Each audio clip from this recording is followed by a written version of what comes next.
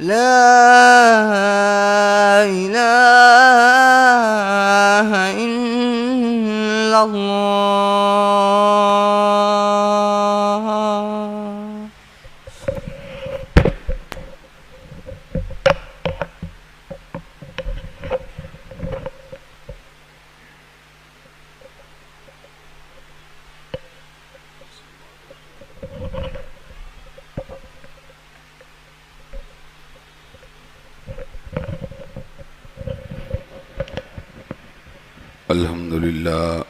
الحمد لله نحمده ونستعينه ونستغفره ونؤمن به ونتوكل عليه ونعوذ بالله من شرور أنفسنا ومن سيئات أعمالنا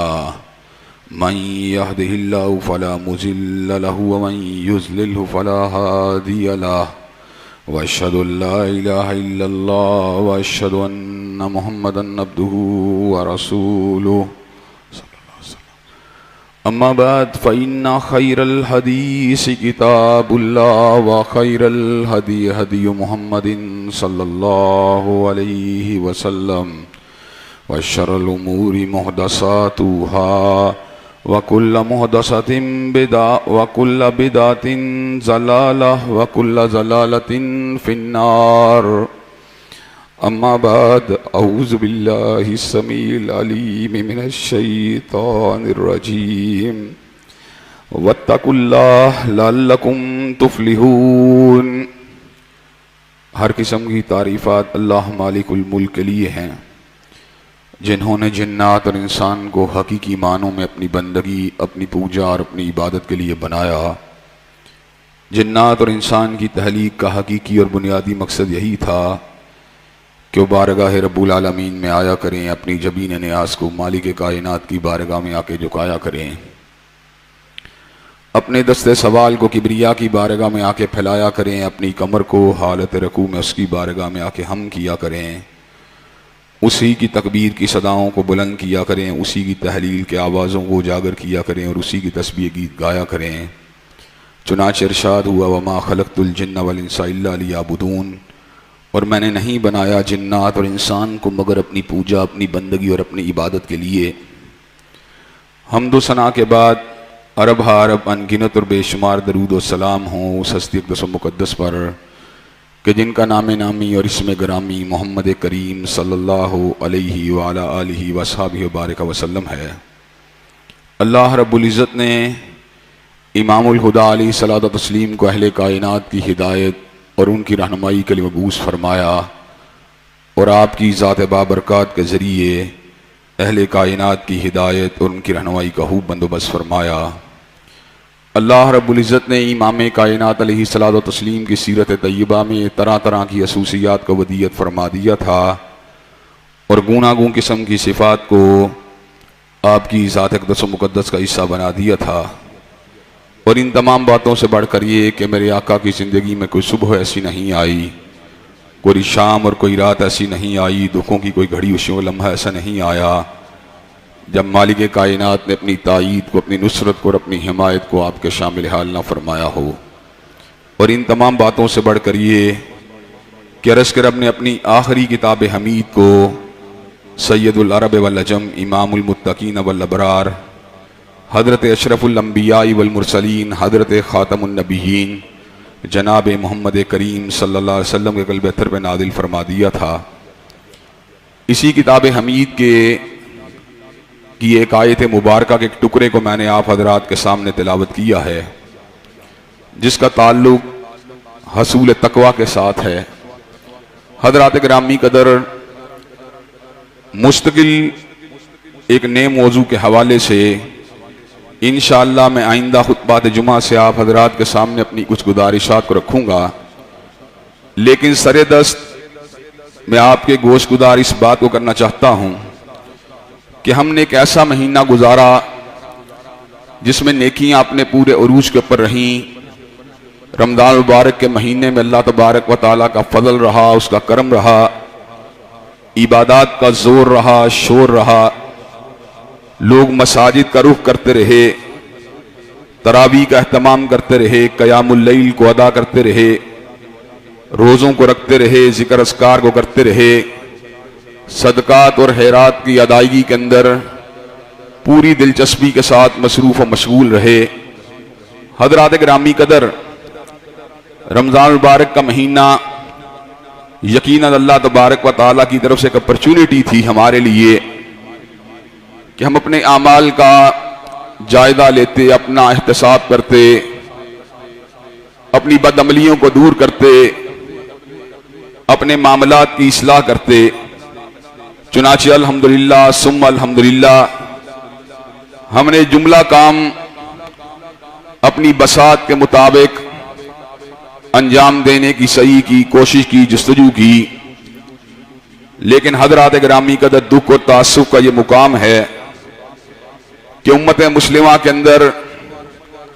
جہاں پہ ہلاکی انحطاط ہے، جہاں پر معاشرتی برائیاں اپنے پورے عروج کے اوپر ہیں، وہاں پر اعتقادی اور عملی حوالے سے بھی امت مسلمہ زوال کا شکار نظر آتی ہے۔ ہم اس بات کو محسوس کرتے ہیں کہ امت مسلمہ کے اندر فصلی بٹیروں والی باتیں، موسمی عملی والی باتیں اس حد تک گھس چکی ہیں کہ آج کا مسلمان رمضانی مسلمان بن چکا ہے، آج کا مسلمان جمعے کے دن تو مسلمان ہے، لیکن غیر جمعہ کے اندر اس کی حرکات کو دیکھ کے، سکنات کو دیکھ کے، اعتقادات کو دیکھ کے، معاملات کو دیکھ کر، کاروبار و تجارت کو دیکھ کر اس بات کا تخمینہ لگانا مشکل ہو جاتا ہے کہ یہ وہی مسلمان ہے جو بھی رمضان سے گزرا ہے، یہ وہی مسلمان ہے جو بھی درس قرآن سن کے آیا ہے، یہی وہی مسلمان ہے جو بھی جمعے کی نماز ادا کر کے آیا ہے۔ حضرات گرامی قدر، رمضان المبارک کا مہینہ در حقیقت ایک ٹریننگ تھی، ایک ایکسرسائز تھی، ایک ریہرسل تھی، ایک جستجو تھی، ایک کوشش تھی اس بات کا اظہار کرنے کی کہ اللہ تبارک و تعالیٰ آپ کے حکم کے اوپر جو کھانا حلال تھا، پینا حلال تھا، جو جائز شہوات حلال تھیں، اللہ تبارک و تعالیٰ ہم نے آپ کے حکم کی تابعداری کرتے ہوئے، آپ کے حکم کے سامنے اپنے سر کو جھکاتے ہوئے ان تمام جائز خواہشات سے اس لیے رک گئے کہ اللہ تبارک و تعالیٰ آپ کا حکم تھا کہ ہمیں ایسا کرنا چاہیے،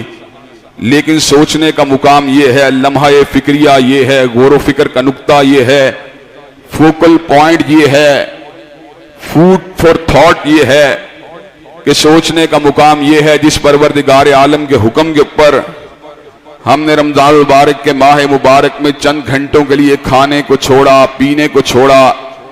شریک زندگی سے اجتناب کیا۔ کیا اس اللہ تبارک و تعالیٰ کے حکم کے اوپر اب باقی سارا سال ہم اس کی تابعداری کرتے ہوئے جو مستقل چیزیں حرام ہیں کیا ان سے اجتناب نہیں کر سکتے؟ حضرات گرامی قدر، سوچ کا مقام یہ ہے، وہی مسلمان جو اللہ کے حکم کے اوپر دودھ سے تو رک جاتا ہے، لیکن وہی مسلمان غیر رمضان میں سود سے نہیں رکتا، وہی مسلمان جو اللہ تبارک و تعالیٰ کے حکم کے اوپر من پسند مشروبات سے تو رک جاتا ہے، لیکن غیر رمضان کے اندر منشیات سے نہیں رکتا، سگریٹ نوشی سے نہیں رکتا، شراب سے نہیں رکتا، کوکین سے نہیں رکتا، پوس سے نہیں رکتا، چرس سے نہیں رکتا، اپنے باڈی کے اندر جو ہے منشیات کو انجیکٹ کرنے سے نہیں رکتا۔ حضرات گرامی قدر، سوچ و فکر کا یہ مقام ہے، کیا رمضان المبارک کے اندر جائز خواہشات کو دبانا یہ اللہ تبارک و تعالیٰ کی رضا کے لیے کفایت کر جائے گا اگر ہم اپنی ناجائز خواہشات کو باقی سارا سال پورا کرنے سے اجتناب نہیں کرتے؟ حضرات گرامی قدر، یاد رکھیے، اللہ تبارک و تعالیٰ کو فقط بھوک کی ضرورت نہیں، فقط پیاس کی ضرورت نہیں، بلکہ اللہ تبارک و تعالیٰ کو تو ہمارے دل کے تقوی کی ضرورت ہے، ہمارے اعمال کی اصلاح کی ضرورت ہے، اور وہ بھی ہمارے لیے اپنی ذات کے لیے اس کو کسی چیز کی کوئی ضرورت نہیں۔ ان اللہ لغنی عن العالمین، بے شک اللہ تبارک و تعالیٰ دو جہانوں سے بے پرواہ ہے۔ پوری کائنات کفر کے راستے کے اوپر بھی چل پڑے تو میرے مالک کی ملکوت کے اندر، کبریائی کے اندر، شہنشاہی کے اندر، میرے مالک کے نام کے اندر، میرے مالک کی شان کے اندر کسی قسم کا کوئی بھی فرق نہیں پڑتا۔ اور حضرات گرامی قدر پوری کائنات فرشتوں کی مانند زندگی گزارنا بھی شروع ہو جائے تو میرے مالک کے اقتدار کے اندر، اس کی کبریائی کے اندر، اس کی ملکوت کے اندر، اس کے عزت و جلال کے اندر ذرہ برابر بھی اضافہ نہیں ہوتا۔ حضرات گرامی قدر جو کرنا ہے اپنی ذات کے لیے کرنا ہے، جو کام بھی کرنا ہے در حقیقت اپنے ہی فائدے کے لیے کرنا ہے۔ ہمارے فائدے کے لیے جو بات اللہ تبارک و تعالیٰ کو مطلوب ہے وہ یہ ہے کہ رمضان سے جس درس کو حاصل کیا، جس سبق کو حاصل کیا، جس اصول کو حاصل کیا، جس ضابطے کو حاصل کیا، جس رہنمائی کو حاصل کیا، جس نصیحت کو حاصل کیا، جس ہدایت کو حاصل کیا، جس منہج کو حاصل کیا، جس ضابطے کو حاصل کیا، جس جہد کو حاصل کیا، جس سمت کو حاصل کیا، اس کو غیر رمضان کے اندر بھی برقرار رہنا چاہیے۔ حضرات گرامی قدر یہ وہی رمضان المبارک کا مسلمان تھا جو لڑنے کے پر بھی آمادہ و تیار نہیں تھا، جو کھانے پینے کے پر آمادہ و تیار نہیں تھا، جو بات پہ بات گالیاں بک رہا ہے، جو دکان کے پر حلال و حرام کی تمیز کیے بغیر لوگوں کی جیبوں کو کترنے کے در کے پر ہے، جو اپنے حق کے ساتھ ساتھ دوسروں کے حق کو بھی ہڑپ کر رہا ہے، جو اپنی جائز کمائی کے ساتھ ساتھ یتیموں، بیواؤں اور مساکین کی کمائی کے پر بھی ہاتھ ڈالنے کی ناپاک جسارت کر رہا ہے۔ حضرات گرامی قدر، اگر تم نے رمضان المبارک کے بعد اپنی زندگی میں کسی انقلاب کو پیدا نہیں کیا، اپنی زندگی کے اندر کسی چینجنگ کو پیدا نہیں کیا، اپنی زندگی کے اندر کسی تغیر و تبدل کو پیدا نہیں کیا، اپنی زندگی کے اندر کسی مثبت تبدیلی کو پیدا نہیں کیا، اپنی زندگی کے اندر کسی مثبت انقلاب کو پیدا نہیں کیا، تو یاد رکھو تم نے رمضان کے درس سے کچھ بھی حاصل نہیں کیا۔ اور حضرات گرامی قدر، اس کے ساتھ ساتھ میں آپ کے سامنے اس بات کو بھی رکھنا چاہتا ہوں، تقویٰ کے حصول کے ساتھ ساتھ عبادات کا چیپٹر بھی بند کر دیا۔ ہم نے جن عبادات کو رمضان سے سیکھا، ان عبادات کے اندر سے نفلی عبادات کا سلسلہ آج بھی جاری و ساری ہے، اور حتیٰ کہ رمضان مبارک کی فرض عبادت کو نوافل کی شکل کے اندر ادا کرنے کا سلسلہ باقی پورے سال کے اندر بھی جاری و ساری رہے گا۔ حضرات گرامی قدر، شوال کا مہینہ کیا آیا، بلکہ شوال کا مہینہ تو بڑی دور کی بات ہے، چاند رات کیا آئی، تم نے رمضان مبارک کے پورے دروس کو فراموش کر دیا۔ ہم نے دیکھا رمضان مبارک کے اندر روزہ رکھنے والا مسلمان اور کسی حد تک سنت نبوی شریف کے قریب آ جانے والا مسلمان چاند رات کو داڑھی مڈا رہا ہے، چاند رات کو شیطانی پروگرام بنا رہا ہے، چاند رات کو غیر محرم سے شناسائی کے لیے اپنے آپ کو آمادہ و تیار کر رہا ہے، چاند رات ہی کو اللہ تبارک و تعالیٰ کے اوامر کو ذبح کرنے کا پروگرام بنا رہا ہے، چاند رات ہی کو بغاوت کا پورا چیپٹر لکھ رہا ہے۔ حضرات گرامی قدر، یہ کس طرح کا روزہ تھا کہ جو ابھی رمضان مبارک کے گزرنے سے قبل ہی تیری ذات کے اندر جو تھا اس نے منفی تبدیلیوں کو پیدا کر دیا۔ اس کا مطلب یہ ہے تو نے روزہ رکھا لیکن عادتاً رکھا، عبادتاً نہیں رکھا۔ اگر تیرا روزہ عبادت کا روزہ ہوتا، اگر تیرا روزہ رضا الہی کا روزہ ہوتا، اگر تیرا روزہ پروردگار عالم کی رضا کے حصول کے لیے رکھا گیا روزہ ہوتا تو حضرات گرامی قدر تیرے روزے کے اندر ایک انقلاب ہوتا۔ حضرات گرامی قدر، ہماری نمازوں کا بھی معاملہ کچھ اسی انداز کا ہے۔ اللہ تبارک و تعالیٰ کا تو نمازوں کے حوالے سے اس بات کی ضرورت ہے، ان الصلاۃ تنہی عن الفحشاء والمنکر، جب تو نمازی بن جائے پھر تیری نماز کے اندر یہ اثر ہونا چاہیے کہ تو فحاشی سے بھی دور ہونا چاہیے، تو منکرات سے بھی دور ہونا چاہیے۔ تجھے پتا ہے میں فجر کی نماز پڑھ کے نکلا ہوں، اگر میں نے کسی فحاشی کا ارتکاب کیا ظہر کے وقت مالک کے سامنے کس چہرے سے حاضر ہوں گا۔ تجھے پتا ہے میں ابھی ظہر کی نماز ادا کر کے نکلا ہوں، اگر میں نے کسی منکر کا ارتکاب کیا تو اللہ کے سامنے کس چہرے کے ساتھ پیش ہوں گا۔ حضرات گرامی قدر، اللہ کی بارگاہ میں حاضری کا احساس ایک نماز سے دوسری نماز تک مومن و مسلمان کو گناہوں سے بچاتا ہے،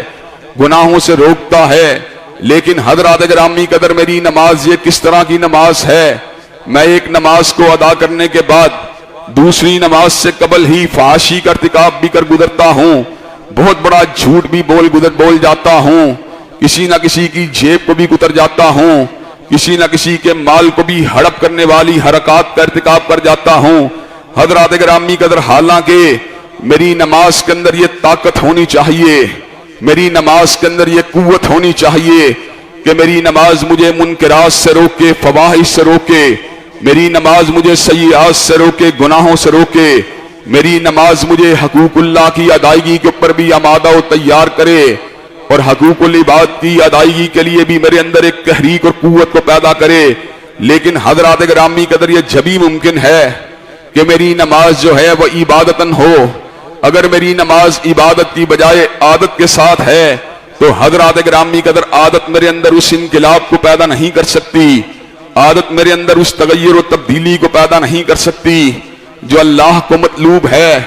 حضرات گرامی قدر عبادات کا سلسلہ رمضان مبارک کے بعد منقطع نہیں ہوا، بلکہ آج بھی نفلی روزوں کے دروازے کھلے ہیں۔ حضرت رسول اللہ کی حدیث مبارکہ سے یہ بات معلوم ہوتی ہے کہ جو شخص رمضان مبارک کے 30 روزے رکھنے کے بعد 6 روزے شوال کے بھی رکھ لیتا ہے، اللہ تبارک و تعالیٰ اس کو صوم الدہر کا ثواب عطا فرما دیتے ہیں۔ صوم الدہر کا مطلب یہ ہے گویا کہ اللہ تبارک و تعالیٰ اس کے نامہ اعمال میں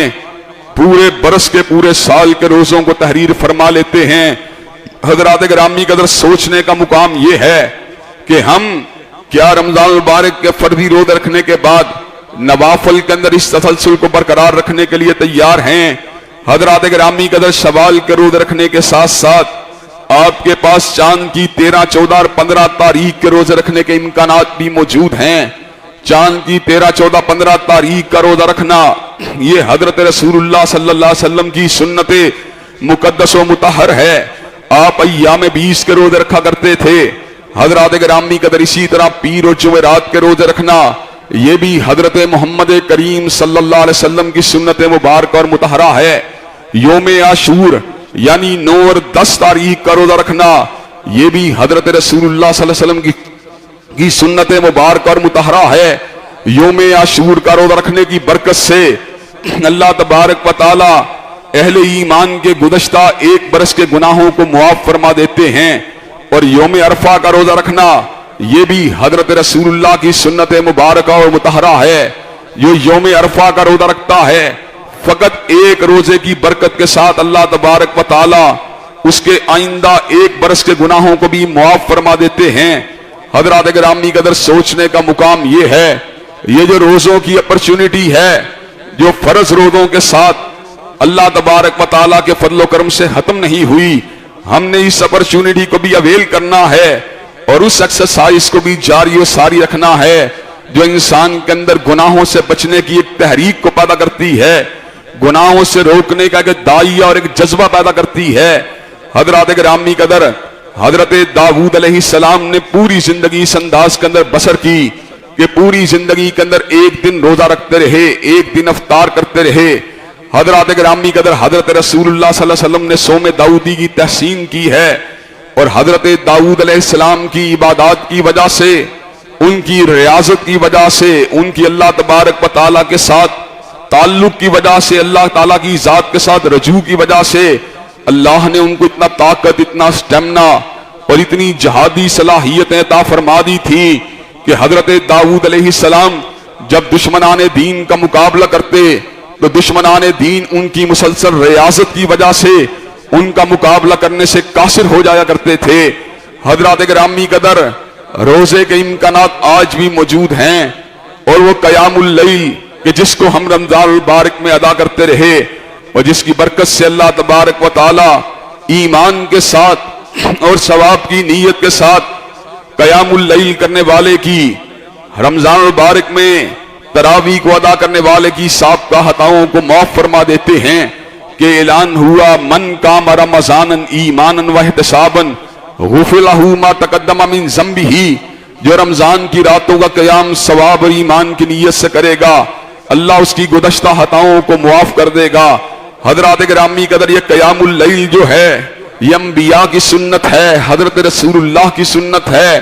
اولیاء کی سنت ہے، اتقیاء کی سنت ہے، صحابہ کرام کی سنت ہے، ازکیاء کی سنت ہے،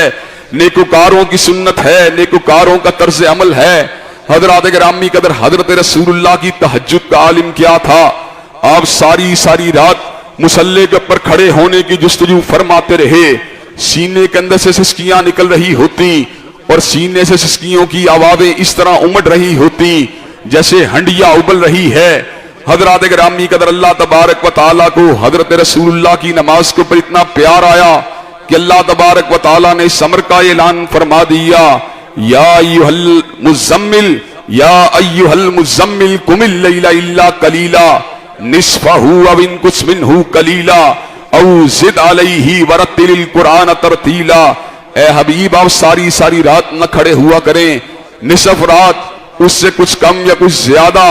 अल्लाह की बारगाह में खड़ा हुआ करें और कुरान मजीद को तरतील के साथ अदा किया करें। हजरात गिरामी का ये तहज्जुद जो है ये अल्लाह की कुर्बत का जरिया है, ये शैतान के असरात से रिहाई का जरिया है, ये नफूस इंसानी के अंदर शैतानी अलका को रोकने का जरिया है, ये आपकी रूहानी और तिब्बी बीमारियों को भगाने का जरिया है। हजरात गिरामी कदर, आज क़यामुल लैल को अदा करने वाले लोग कम नजर आते हैं। यकीन कीजिए, अगर हमारे घरों के अंदर क़यामुल लैल का दौर दौरा हो जाए, हमारे घरों के अंदर क़यामुल लैल को आम कर दिया जाए, तो अल्लाह तबारक व तआला के फजल करम से जितनी रूहानी बीमारियां हैं इंशाअल्लाह अल्लाह तबारक व तआला के फजल करम से वो भी मिट जाएंगी। और जितनी जिस्मानी बीमारियां हैं अल्लाह तबारक व तआला के फजल करम से अल्लाह तबारक व तआला उन मामलात के अंदर भी हमको अमन व सुकून अता फरमा देंगे। हजरात गिरामी कदर, क़यामुल लैल के साथ साथ रमजान मुबारक के महीने में कसरत से कुरान मजीद की तिलावत होती रही और मैंने रमजान मुबारक के अंदर आपके सामने इस बात को रखा था, कुरान के हमारे ऊपर मुतअद्दिद हकूक हैं, हमें उसके ऊपर ईमान लाने की जरूरत है, हमें इसकी तिलावत करने की जरूरत है, हमें इसके मतालिब और मफाहीम को समझने की जरूरत है, हमें मफाहीम और मतालिब को समझने के बाद इस किताब के मुताबिक अपनी जिंदगी को ढालने की जरूरत है, हमें इस किताब के मदामीन और अहकामात के ऊपर अमल पैरा होने के साथ साथ इस किताब की तबलीग की जरूरत है, हमें इस किताब की तबलीग के साथ साथ इस किताब के कयाम की जरूरत है। हज़रात गिरामी कदर, हम इस बात का मुशाहदा कर चुके हैं कि मुस्लिम लीग के मंशूर के साथ पाकिस्तान के मसाइल हल नहीं हुए। औरतों की इज्जतें उस वक्त भी लुटती थीं, आज भी लुट रही हैं। मासूम बच्चे उस वक्त भी ज़िबा हो रहे थे, आज भी हो रहे हैं।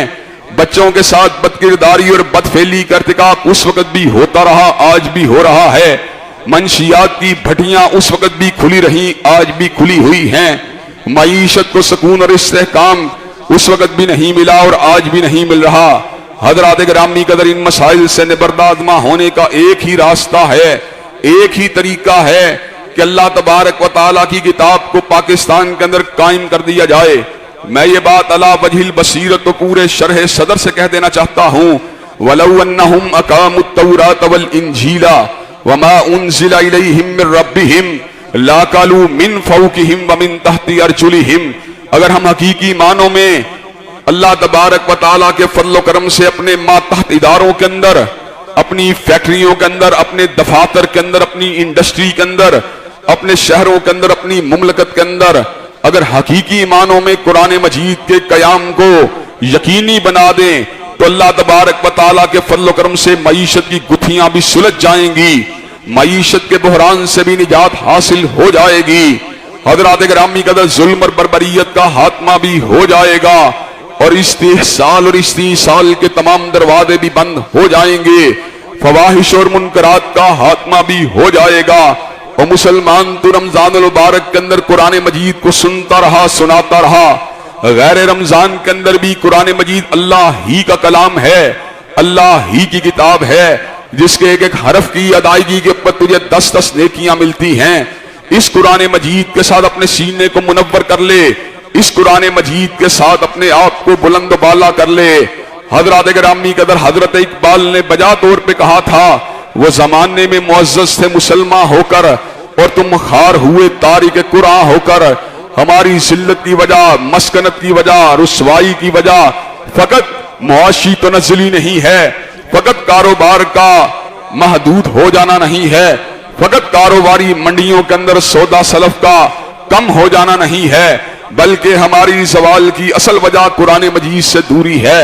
कई लोग सवाल करते हैं यूरोपीय अक़वाम भी तो तरक्की कर रही हैं, क्या उनके पास कुरान मजीद मौजूद है? हज़रात गिरामी कदर, उनके लिए फकत दुनिया है, उनके लिए फकत दुनिया के असूल और ज़ाब्ते हैं, उनके लिए फकत दुनिया की जस्तजू है, इनके लिए फकत दुनिया की मेहनतें हैं। लेकिन हज़रात गिरामी कदर, बंदगान इलाह और अल्लाह के बंदों के लिए दुनियादारी भी है और दीनदारी भी है। अल्लाह के बंदों के लिए ये जमीन भी है और यौम हिसाब भी है। अल्लाह के बंदों के लिए तरक्की का रास्ता सिरात मुस्तकीम का रास्ता है। अल्लाह के बंदों के लिए तरक्की का रास्ता हलाल का रास्ता है। अल्लाह के बंदों के लिए तरक्की का रास्ता नूरानियत का रास्ता है। चुनाचे अगर हम आज तरक्की करना चाहते हैं तो हमें कुरान मजीद से वाबस्ता होना पड़ेगा। हज़रात गिरामी कदर, तौबा इस्तिग़फ़ार हम रमजान के अंदर भी करते रहे, हमें आज भी जरूरत है। अल्लाह तबारक व तआला ने कलाम हमीद के अंदर उन लोगों का जिक्र किया जो इंशाअल्लाह अल्लाह की जन्नतों के हकदार बन जाएंगे। अल्लाह तबारक व तआला उन अहले ईमान का जिक्र कुछ यूं फरमाते हैं, कानू कलीलम मिनल लैली मा यहजाऊन व बिल असहारी हुम यस्तगफिरून, कि उनकी रातें अल्लाह को मनाने के लिए जागते हुए गुजरा करती थी। वो रातों को कम सोया करते थे। उनकी रातें गंदी फिल्मों में नहीं गुजरती थी, उनकी रातें गंदे प्रोग्रामों में नहीं गुजरती थी, उनकी रातें अल्लाह के अहकामात से इन्हिराफ में नहीं गुजरती थी। कानू कलीलम मिनल लैली मा यहजाऊन, वो उन बिस्तरों के पर रातों को गुजारने से इसलिए कासिर रहा करते थे कि पुरुष से यौम हिसाब के डर से उनके वजूदों के पर कब कभी तारी हो जाया करती थी। अल्लाह की मुलाकात का एहसास और तलब उनको उनके बिस्तरों के ऊपर चैन से नहीं लेटने देता था। वल्लज़ीना यबीतूना लिरब्बिहिम सुज्जदम व क़ियामा, वो अपनी रातों को इस हालत में गुजारते थे कि या वह हालत क़याम में होते थे या हालत सजदा में होते थे। इस मुसलसल रियाजत के बावजूद, इस मुसलसल जुस्तजू और जदोजहद के बावजूद, जब सुबह का वक़्त आता था, जब सहरी का वक़्त आता था, तो ऐसे आलम के अंदर उनके लबों के ऊपर जो थे फखर के अल्फाज नहीं होते थे, बल्कि उनके लबों के पर अल्फाज होते थे वबिल असहारी हुम यस्तगफिरून। वो सुबह के वक़्त, सहरी के वक़्त अल्लाह की बारगाह में आकर तरले मिन्नतें किया करते थे, इस्तिग़फ़ार और तौबा के तलबगार हो जाया करते थे। वो गरूर पारसाई के अंदर मुब्तला नहीं होते थे, बल्कि अल्लाह तबारक व तआला की रिज़ा की तलब जो होती थी उनके लबों के पर सिसकियां बन के उभर आती थी। अच्छे अमाल करने के बावजूद वो तौबा इस्तिग़फ़ार के तलबगार होते थे। रमजान मुबारक इन्फ़ाक़ फ़ी सबीलिल्लाह का सबक लेके आया। ये सबक रमजान तक महदूद नहीं, आज भी अल्लाह के फज़ल करम से अल्लाह ने अगर माल दिया है और जहां जहां गरीब मसाकीन और मोहताज मौजूद हैं, वफ़ी अम्वालिहिम हक़्क़ुम मालूम लिस्साइल वल महरूम, अल्लाह तबारक व तआला के साइल बंदे, महरूम बंदे उस माल के अंदर हकदार हैं। हज़रात गिरामी कदर, हमने उनके हकूक को फरामोश नहीं करना। रमजान मुबारक में दुआएं होती रहीं, मुनाजात होती रहीं। ये दुआएं और मुनाजात रमजान तक महदूद नहीं, बल्कि सारा बरस ही जारी रहनी चाहिए, हर आन जारी रहनी चाहिए, हर लहजा जारी रहनी चाहिए, हर लम्हा जारी रहनी चाहिए। जिक्र इलाही अल्लाह का कसरत से रमजान में जिक्र होता रहा। हज़रात गिरामी कदर, ये जिक्र भी रमजान तक महदूद नहीं। जिस तरह दुआ कमाले आजजी है, कमाले बंदगी है, अल्लाह ताला का बंदा हर आन अल्लाह के सामने तलबगार बन के आता है, मोहताज बन के आता है, हाजतमंद बन के आता है। इसी तरह जिक्र इलाही कमाले मोहब्बत है और अल्लाह का बंदा हर आन उसी की मोहब्बत में डूबा रहता है। वो रमजानी मुसलमान नहीं होता, वो फुल टाइम मुसलमान होता है। वो पार्ट टाइम बंदा नहीं होता, बल्कि फुल टाइम अल्लाह का बंदा होता है। हज़रात गिरामी कदर, ये स्पिरिट है जो हमें रमजान मुबारक से हासिल हुई और हमने इंशाअल्लाह इस स्पिरिट को पूरे गैर रमजान के अंदर पूरा साल भी बरकरार रखना है। अल्लाह तबारक व तआला से दुआ है, अल्लाह तबारक व तआला हमें सही मानों में अपने अकायद, अपने आमाल, अपने मामलात को दीन और सही मानों में किताब और सुन्नत के मुताबिक बनाने की तौफीक दे। वाखिरु दावाना अल्हम्दुलिल्लाहि रब्बिल आलमीन।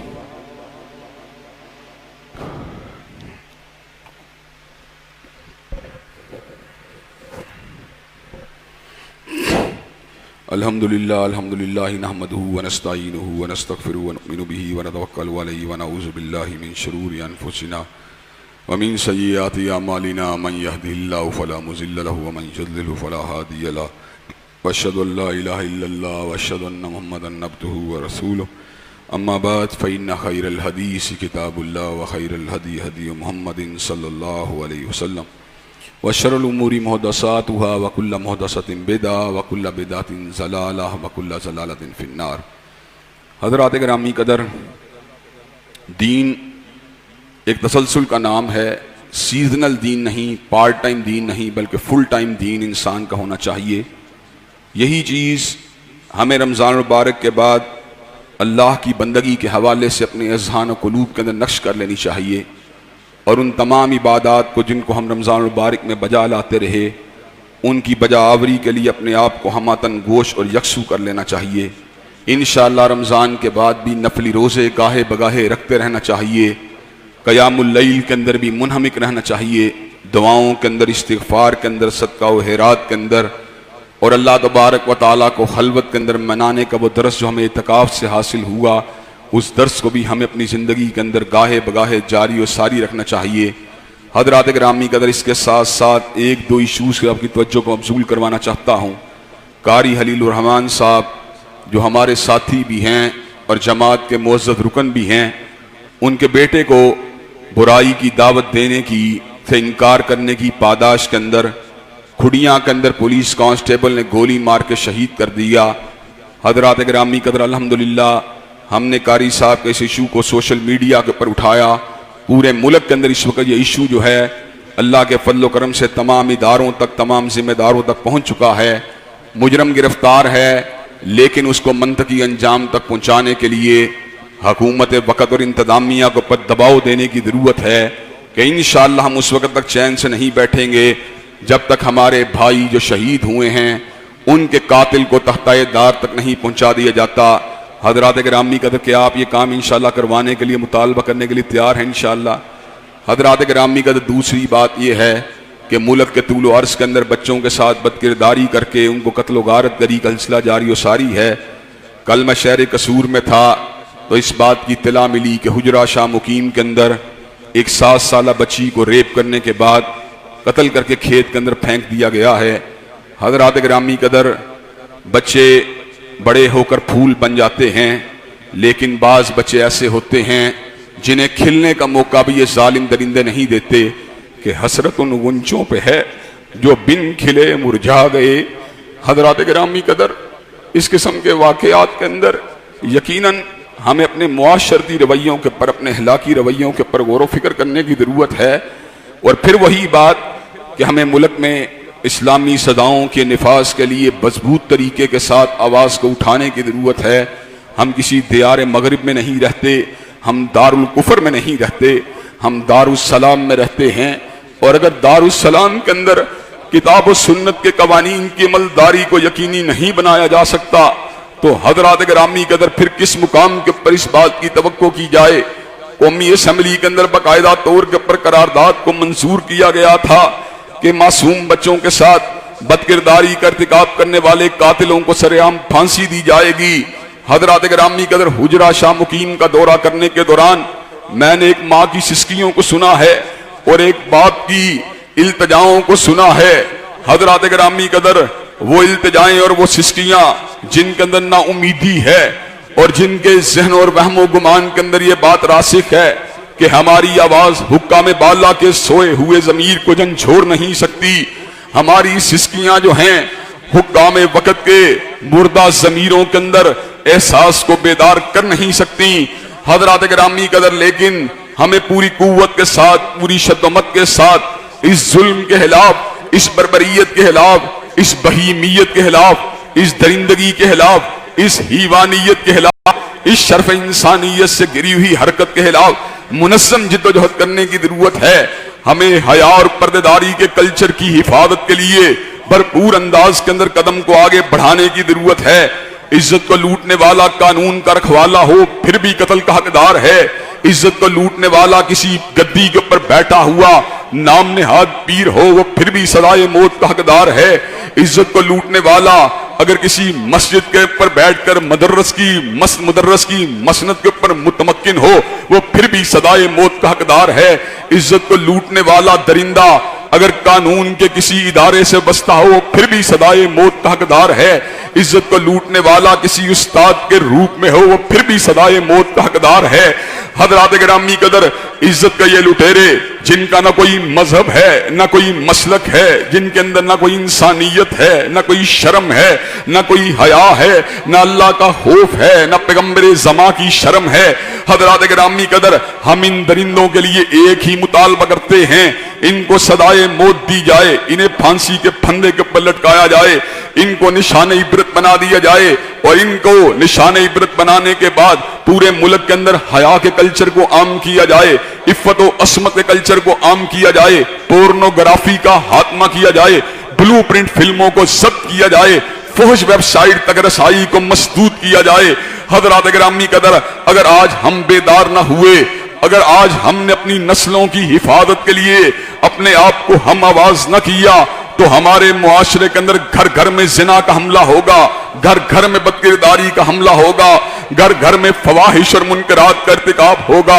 घर घर में जिनसी दरिंदे पैदा होंगे, घर घर में शहवात के असीर पैदा होंगे, घर घर के अंदर अल्लाह रसूल के हुक्मों से इनराफ करने वाले पैदा होंगे। हजरात गिरामी कदर, उस वक्त से पहले हमें इल्म की ताकत के साथ, बराहीन की ताकत के साथ और एहलाक की कुव्वत के साथ, इफ्फत व अस्मत और किरदार की ताकत के साथ, फहाशी के सामने, इस सीलाब के सामने, फहाशी की जलगार के सामने सीना सपर होने की जरूरत है, और हर मजलूम की हिमायत के अंदर एक ही आवाज को उठाने की जरूरत है कि जालिम और कातिल दरिंदे को सदाए मौत दी जाए। इससे कम के ऊपर कभी समझौता नहीं किया जा सकता। हजरात गिरामी कदर, हकूक इंसानी के लंबरदार अंजुमने जो अपने आप को हकूक इंसानी की जामन समझती हैं, जब भी किसी बच्चे या बच्ची के साथ ज्यादती होती है, फजूल के अंदर झूठे आंसुओं को बहाकर फौरन से पहले कातिल की तरफ दारी का नारा लगाना शुरू कर देती हैं, और ये कहती हैं सदाए मौत मसले का हल नहीं है, सदाए मौत से वहशत फैलेगी। हजरात गिरामी कदर, हम इस बात का ऐलान कर देना चाहते हैं, सदाए मौत के बगैर ये मसाइल हल नहीं हो सकते, कड़ी सदाओं के बगैर ये मसाइल हल नहीं हो सकते। चौक में लटकी लाश को देखकर कितने ही दरिंदों की दरिंदगी दब जाएगी, चौक में लटकी लाश को देखकर कितने ही हीवानों की हीवानियत मर जाएगी, चौक में लटकी लाश को देखकर कितने ही बहीमियत सदा बहीमी दरिंदों की जो है गलत हाइशात का गला घूंट दिया जाएगा। हजरात गिरामी कदर, क्या अपनी नस्लों की बका के लिए, क्या आप हमारे बेटे, अपने बेटे, मेरी बेटी, आपकी बेटी के तहफ्फुज के लिए, क्या आप इन जिनसी दरिंदों की सजाए मौत का मुतालबा करने के लिए तैयार हैं? इंशाअल्लाह, इंशाअल्लाह अल्लाह के फजल करम पे, अल्लाह के फजल करम से जहां पे जुल्म होगा, इंशाअल्लाह इस मिंबर व महराब से आवाज़ हक को बुलंद कर दिया जाएगा, और जहां पे मजलूम होगा इंशाअल्लाह उसके मुकदमे को सरेआम उजागर कर दिया जाएगा, और कानून नाफिज करने वाले इदारों के जमीरों के ऊपर दस्तक दी जाएगी, और हुक्मरानाने वक्त से इस बात का मुतालबा किया जाएगा। हम अपने बच्चों के लिए इंसाफ मांगते हैं, हम अपने बच्चों का तहफ्फुज मांगते हैं, हम अपने बेटे बेटियों को इन दरिंदों के जो है जुल्म से बचाना चाहते हैं, और इंशाअल्लाह एक वक्त आएगा हर जगह पे हया होगी, हर जगह पे हिजाब होगा, हर जगह पे निकाब होगा, हर जगह पे शर्म होगी, हर जगह पे वकार होगा, हर जगह पे इज्जत होगी, हर जगह पे मतानत का दौर दौरा होगा। लेकिन ये तब होगा जब पैगंबर जमा की हजरत रसूलुल्लाह सल्लल्लाहु अलैहि वसल्लम की शरीयत की अमलदारी को यकीनी बना दिया जाए। इन्नल्लाह यामुरु बिल अदलि वल इहसान व ईताइ ज़िल कुर्बा व यनहा अनिल फ़हशाइ वल मुनकर वल बग़ी। सुब्हान रब्बिका रब्बिल इज़्ज़ति अम्मा यसिफून व सलामुल मुरसलीन वल्हम्दुलिल्लाहि रब्बिल